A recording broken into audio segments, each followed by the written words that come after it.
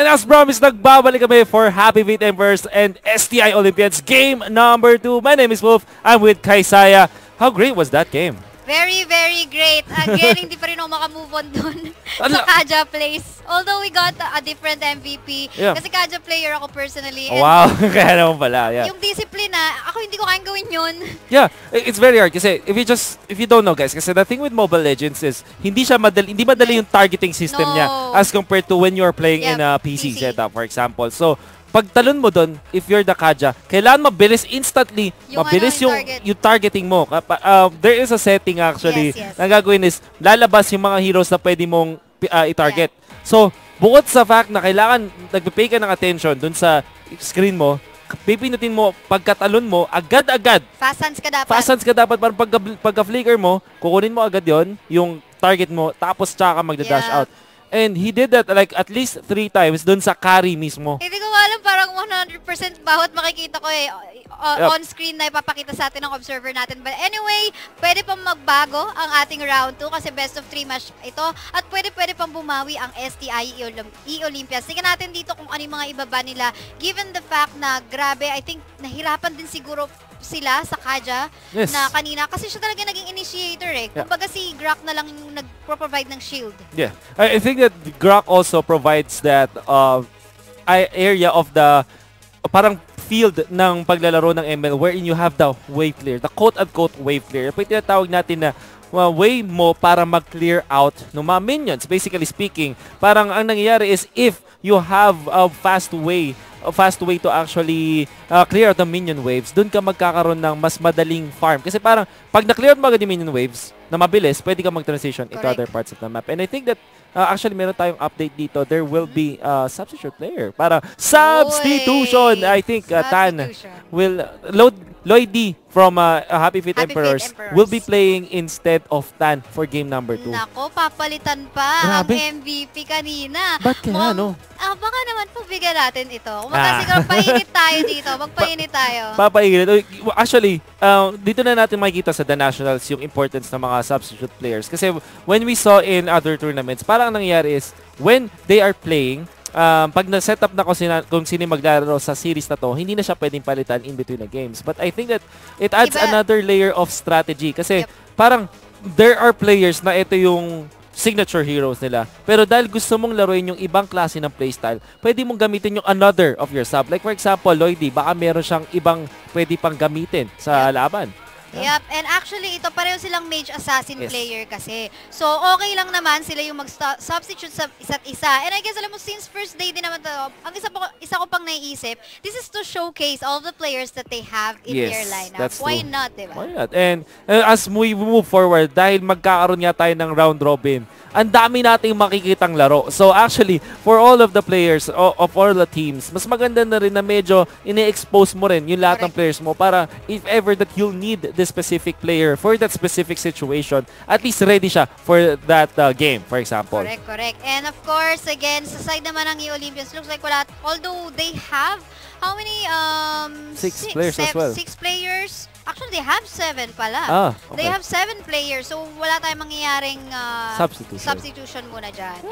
Ang mga hindi natin nakita doon a while ago, si Inzai Plays, very popular Mobile Legends streamer din. Like in Cherry Lods.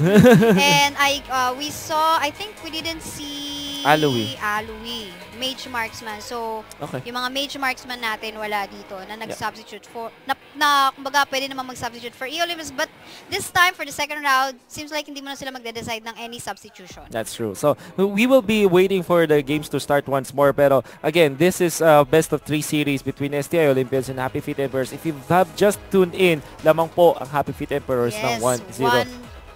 Even when we saw Happy Feet Emperors dun sa sabi nating 10-minute mark until the last minutes, sila yung in control of the game. I would have to say na hindi rin talaga something to be taken for granted ang STI Olympians. I think doon the early stage of the game, sila din yung may control Alam mo, especially sa kabuuan ng league, pinapakita pa at inaalam lang pa rin naman ng mga teams natin kung paano maglaro yung mga kalaban nila.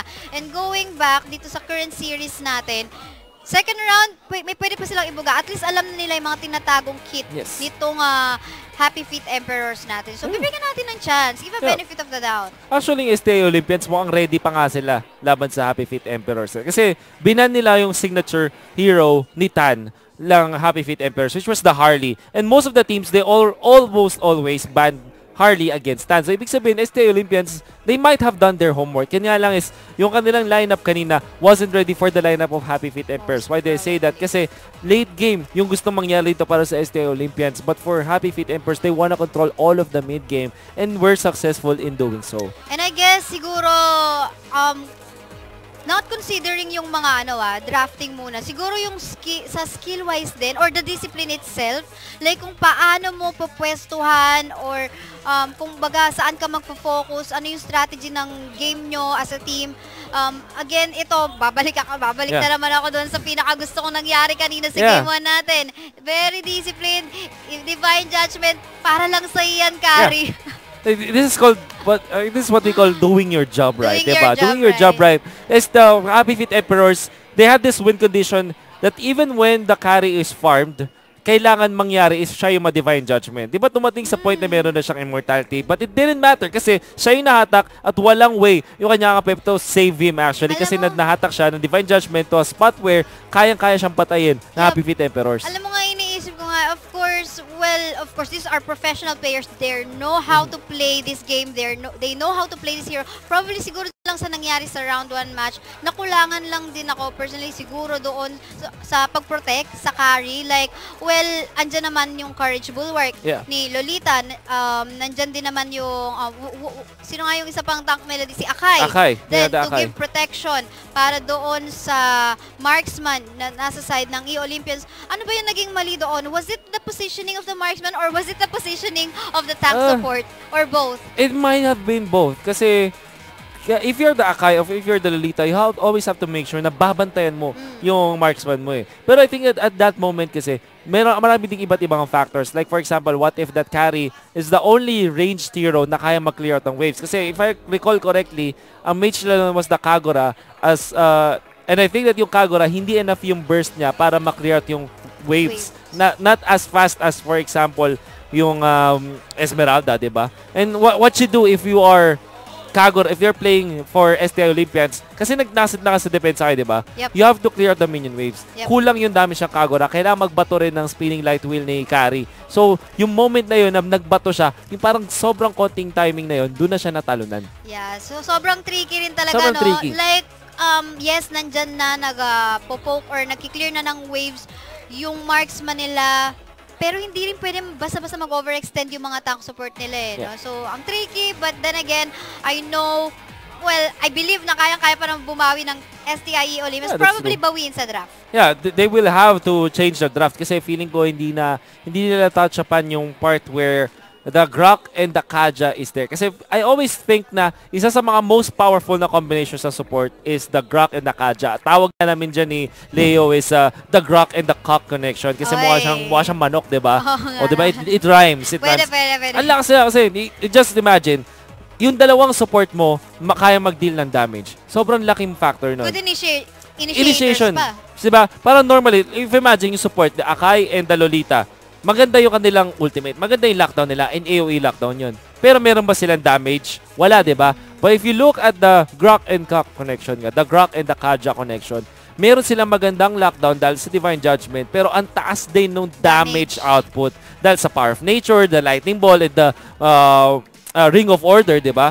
So, malakas talaga. Now, we're gonna be jumping into the draft for game number 2. Let's see if there will be changes as STI E-Olympians. Now, on the blue side, you have the Grok. Kakasabi lang natin kanina. Nako, respect ba na ba sa mga tank support initiators ng Happy Feet Emperors kanina? But this Your time, team is banning. Kaja will be available for either picking or banning pa rin. Yeah. Tingnan natin kung tatanggalin ng Happy Feet Emperors ang sarili nilang Kaja kanina. Yeah. Or will they... Lunox is still available. So, baka yun na lang iba. Yun na nga. Saktong-sakto. Your team is picking. May mapapansin kang trend dito. STI Olympians, takot sa mga initiators ng Happy Feet Emperors. Happy Feet Emperors naman, takot sa mga mages and burst damage dealers ng STIE Olympians. So, this is gonna be more than likely a Kaja pick. Oh, they will go for Cho, of course. Your team Bibigay pa rin yung Kaja dito nako. Tingnan natin though if Emperors will be prioritizing the Kaja as one of their tank support picks for their lineup. They might go for Leomord as well kasi I saw how comfortable they were with this Leomord. Pero mga Akai and Tams ang kanilang ang target. Wait, papakita ng Tams plays. Your Ang team is E-Olympians picking. dito ng Emperors. We'll have to see. Again, Kaja still available. Napakalaking factor a while ago kung saan nagkaroon ng magandang initiates ang Emperors a while ago. What is available for picking? Looks like dito this time sa current league natin, sa league natin for the nationals, hindi priority ang mga marksman. Yeah, and not really the priority for this specific event. You have the Kaja gonna be picked up. And the Leomord. So nanakawin dito ng STI E-Olympians yung mga potential na picks for Happy Feet. Leomord. Kaja. Ayun na Your respect team is para sa picking. mga heroes na pinig kanina ng Emperors. Kaja as well as Leomord will be taken away from the side of Emperors. Dito, Emperors mukhang handa naman ng mga counter. We'll have to see kung ano yung mga pang... I don't think so. Mukhang pinapakita lang yan si Leila. Tamang hover lang dito si Tamang Leila. over lang. Makes me think that they might secure their mage as of now. Yun na nga, Selena na kanila kukunin Yun dito. pa rin, ano? Yeah.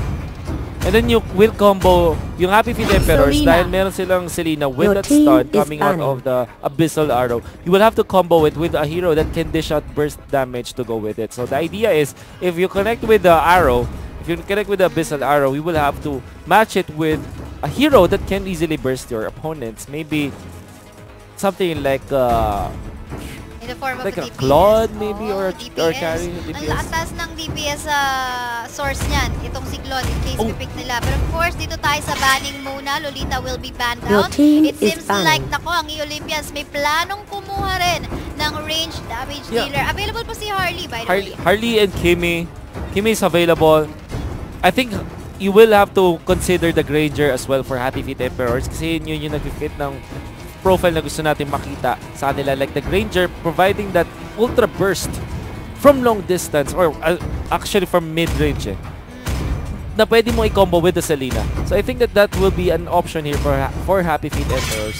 Ayun na Banning nga, out the Esmeralda. Your team is Banning out picking. the Esmeralda, just like what you have said. Tignan natin dito. Ang kulang na lang ng Emperors right now on their lineup is their DPS source in case they will be choosing to have a marksman, or on their lineup they lack a mage as well. Pwede pa sila magdagdag ng isa pang tank dito just in case. Ano ba mga available tanks natin pa so far? I don't know if the Kufra is... It is... Actually, it's auto ban. auto-ban at the Gusion. moment. So, eto na Your nga. team Sakong-sakto. is Kailangan picking. kasi nila ng burst talaga. The Gusion actually provides that short burst of damage that they can combine with the Selena's stun for 3 seconds. At nako, tignan natin dito. Lapu-lapu, tama ba ang nakikita ko? Well, currently on the side of the Olympia, lacking... Well, ito kasing pinili ni Chico, no? Hindi pa natin sure if this will go for a tank or a fighter. What do you think? Probably tank to, Ooh, no? Probably yeah. tank kasi they have Helker, Leomord already. Kagura. Yes, most likely a tank. Your team Shoot. is Tank shoot. picking. Tank support, Kaja, fighter, dito si Leomord, and of Yeah. course the jungler, Diggy. assassin, side laner din, Wow. itong si Hellcurt, and of course Kagura as their burst source. Oh. Pero ito, walang E-Olympians doesn't have a marksman or a DPS marksman. source on their lineup unless si Chico magmala sorpresa sa atin dito na magiging DPS source nila. So what happened right now with our draft is that na-counter, na-answer ng Happy Feet Emperors at the entirety of the STIE Olympians lineup. Like the Diggy last pick from Happy Feet Emperors, having that Time's Journey. If you don't know, the ultimate of the Diggy is the Time's Journey. It cancels all of the crowd control that your opponent has done. And while it is active in a big AoE, hindi pwedeng ma-crowd control yung mga kakampi mo. Yes, ano ba yung crowd control? Crowd control, ito yung state kung saan hindi ka makakabato ng kahit anong skills, even your normal attacks. Yeah. So, kumbaga wala ka talaga magagawa. Yes. Kumbaga, na-stun ka doon ka lang sa place kung saan ka na crowd control or CC Yes. kung tawagin natin paminsan. And of course, ang laking bagay kung andyan si Diggy with his time journey Time's Journey. Yeah. para tanggalin yung mga crowd control na ibabato ng kalaban. Para sa STI Olympians, they actually focused on getting the mid game running as well. Kasi if you remember the previous game na nakita natin, they actually have a lot of burst in them, a lot of mid-game presence pala sa Happy Feet Emperors. But for now, para sa STIE Olympians, medyo nag-focus sila naman ngayon yung mag-mid-game. Happy Feet Emperors, they also have immense amount of damage in the early stages of the game, courtesy of course of the Gusion. At yun ang pwede nilang kunin dito. At ito, ang laning natin usually pag nasa mid dalawa na eh. Yeah. Yung damage dealer mo, and of course, one tank support. This time sa second round ng E-Olympian versus Emperors, makikita natin Kagura, sinamahan ng Kaja, and of course, the Gusion naman, sinasamahan ng Digi. Let's actually go for a quick team rundown as STI Olympians is on the blue side. Chico sa ating show. It's Chico on the Grok. It's Chester on the Leomord. Secret having the Hellgurt and Deja Vu on this Kagura. Para naman sa side ng Happy Feet Emperors, we have Cram for the Akai, Lloydie for the Gusion, Arbe para sa Tams, Mr. V gamit-gamit ang Digi, at si MB para naman sa Selena. You can see Happy Feet Emperors, little bit of advantage. Sinama ko na club. In, galing kay Chico, sabay sipa naman kaya. First blood is gonna go to Chico on the side of the Olympians. Tamang habol kay Mr. V, but no mamba out. For the meantime, clear muna ng wave. Lloydie, ang kanyang priority is to get the crab coin, however, and was able to get it. However, napatay siya agad. So medyo nullified yung crab coin back then. Kasi kailangan all throughout the duration of having the crab buff, dapat buhay ka to get the full benefit. Teka lang, may na-burst dito ng kaunti lamang. Pero syempre, dahil nandiyan si Chico to provide some protection para sa teammate niya, okay lang. Pero sa top lane, makikita natin, ayun, tamang poke lang ang dalawang member ng parehong team dito. Sabay balik, papuntang jungle, hanap muna na makukuha ang objective ulit. We can also see Happy Feet Emperors doing the switch. Nandito na sa may mid itong si Tams. Habang si Lloydie naghanap ng level 4 niya. He's already level 4 of this moment. So incandescent. So kanyang ultimate, it is now available. Let's see how Happy Feet Emperors will approach this. Kasi if you look at the left side of your screen, makikita mo rin na level 4 na rin yung Kaja. That is actually scary. Ito, sabay talo naman ni Crab dito. Nako, hindi na nakawala si Chico. Siya pa ata ang na-burst damage doon. 5 members pinadala ng Emperors dito para secure ang turtle natin. Mukhang hindi napapalagan ng E-Olympians dahil napakadami yan. Teka lang, anong chance natin? Secret? No, wala talagang steal. 5 heroes para sa Happy Feet Emperors rotating pamunta dun sa turtle to quickly take that down. This means that STI Olympians will lose that turtle. Ngayon yung Happy Feet Emperors, medyo kailangan nilang gawin is to get back to their lanes as soon as possible because dahil nga nagkakasama-sama sila doon sa turtle, nawalan sila ng konting farm lang. This is why if you look at the top side of your screen, STI Olympians, they have more gold, a little bit more gold as compared to the Happy Feet Emperors. Nako po, at ito na nga, of course, sometimes kapag wala ka talagang objectives or makitang potential team fight na i-take advantage, gagawin mo, uubusin mo talaga yung wawalisin mo yung jungle nyo or maghahanap ka na pwedeng i-deny sa jungle ng kalaban para at least madelay sila sa pagpa-farm ng gold. I think, ayun lang, yun naman ang ginagawa ng parehong team natin ngayon eh. I think they just have to be very careful on yung mga overextension. Tulad ditong si Chester, tignan natin, namataan dito, nagtatago na muna. Gusion natin, pero uy, sabay mamba out dito. Nakita ata yung Kagura at yung Kaja. They did see the Kagura as well as the Kaja in there, so hindi na pwedeng mag-overstay dito. Kakasabi lang natin, naku po, mukhang mag-stay pa sila, but Chester will not connect with the Phantom Steed. Fortunately para sa Happy Feet Emperors, they will be alive for a little bit of time. Naku po! Corner rin dito sa kabilang banda, si Jico. Nako, yun nga lang, tinamaan ng Tora, hindi na nakawala. So may mamba out naman dito ni Lloydie kasamang Times Journey ni Mr. B. Pero hindi pa tapos dahil nandito na ang mga kakabe ng Emperor. Sabay flicker in. Ayun, sabay sipa naman dito. Hindi pa sila tapos. One more kills. Gonna go to the side of Chico dito for the side of E-Olympians. Ayun nga lang, sa bandang baba ng mapa, 1v1, bugbugan dito ang sitwasyon. Ikaw comment ko na totally sana yung ginawang discipline dito na Happy Feet Emperors sa may top lane. Kasi una, na-survive nila yung jump ni Kaja and Kaja was punished. However, medyo nag-overextend si Gusion, kaya din siya namatay. But all in all, that's a big win para sa Happy Feet Emperors, getting 2 kills in return for 1. Pero lamang pa rin ngayon yung STI Olympians ng a little bit of gold. Kasi mas spread out sila sa mapa. If you can see, this secret Hellgurt is farming really well. Tama ka dyan. Ito nga, 4 members from the side of the Olympians trying to push this tier 1 turret onto the bottom lane. At yun na nga, napaka-easy peasy. Sabay rotate naman sa turtle natin. Pangalawang pagong ng laro. Mukhang libre to. Will this be a free turtle? That's a big question. Si Lloydie medyo nag-check lang ng mga bushes dito. This is very likely an easy turtle para sa STIE Olympians. May May retribution na available. That's gonna be very uneasy steal or secure para sa side ng E-Olympians. At yun na nga, Chico, tamang in and out lang muna. Flicker in. Na-force yung flicker in doon na ni Kaja.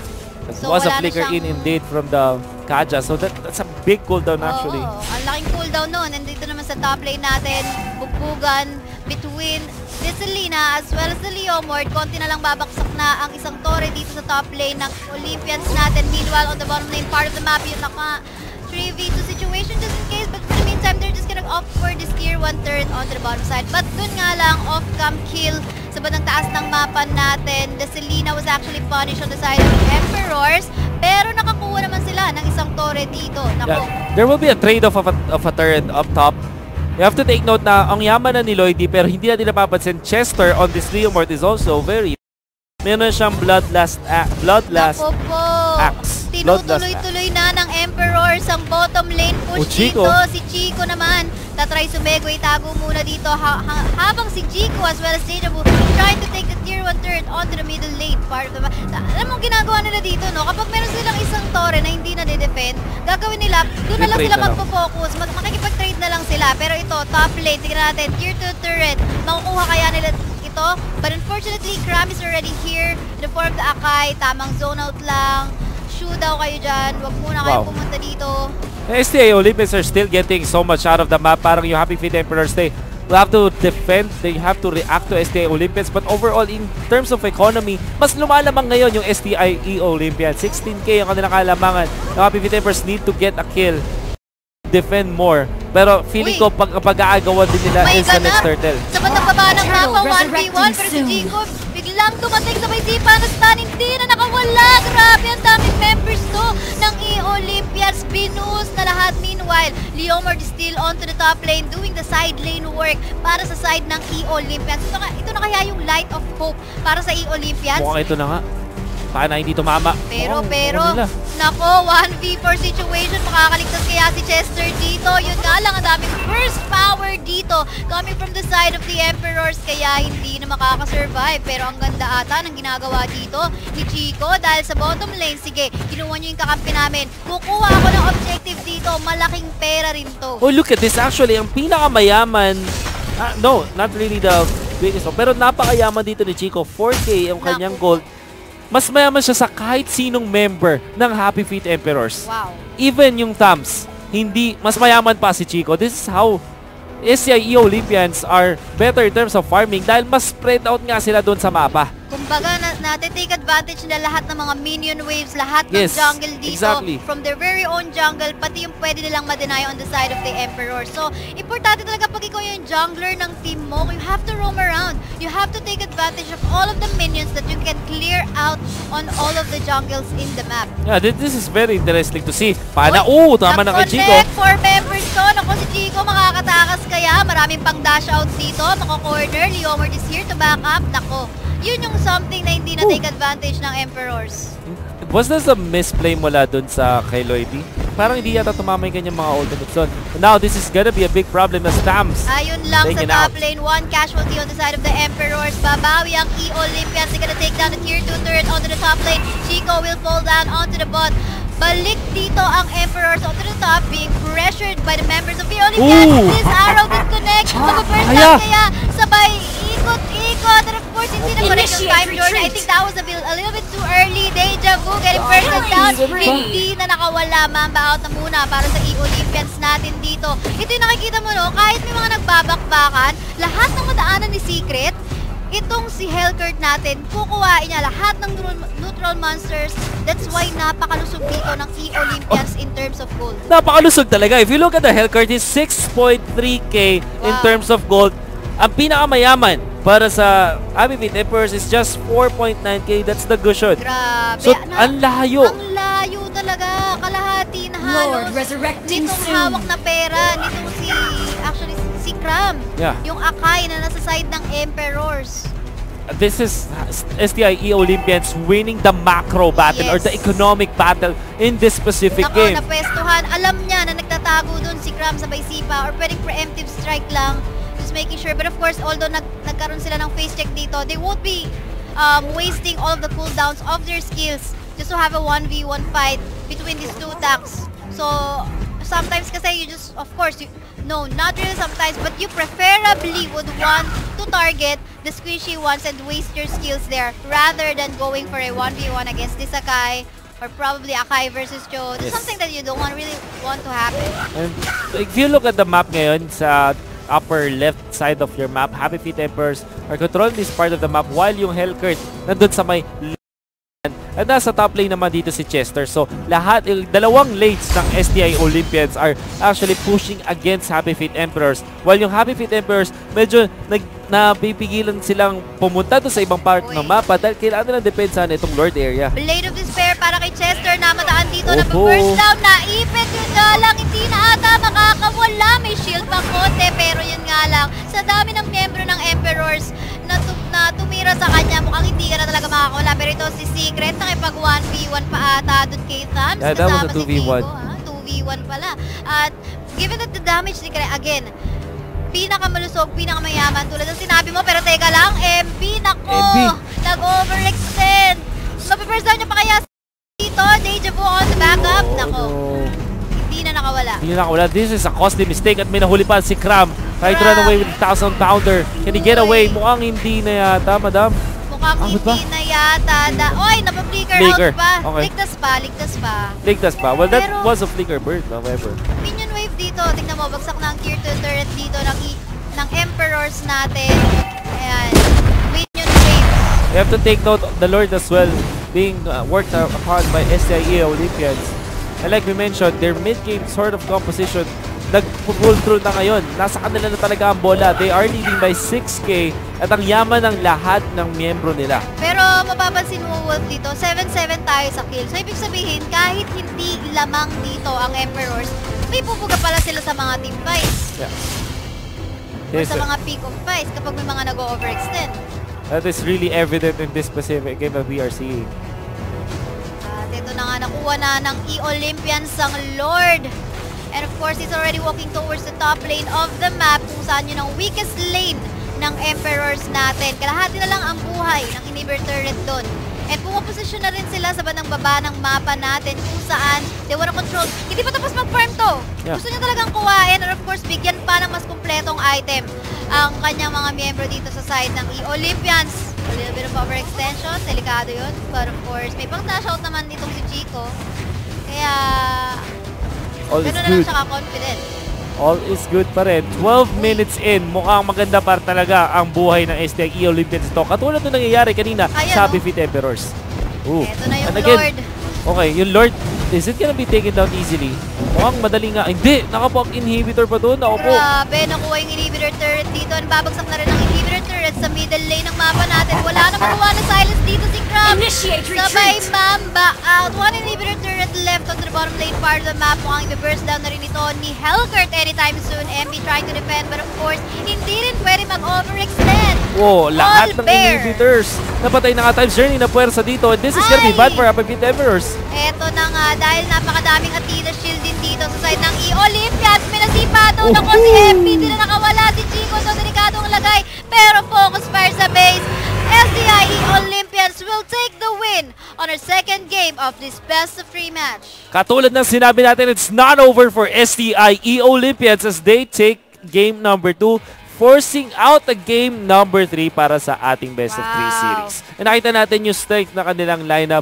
It is indeed the promise of their mid-game oriented lineup na nag-pull through nung laban na yun. Nakita natin meron silang Leo Moore, they had the Hellcurt as well, and yung Kaja really giving them that much divine judgment na connections, which means na meron silang lockdown agad. And if you combine that with the power of the Cho, by the way, Chico played a very good Cho in that specific game. Talagang kaya nilang mag-skirmish almost every time that their ultimates are up, and kaya nilang patayin nga yung mga members doon ng STI Olympians. And I guess I wanna commend din dito yung Hellcurt. Sometimes when you are in a jungler role, plus ikaw pa yung nagsa-side lane push. Ayan, MVP pa pala natin dito si Secret.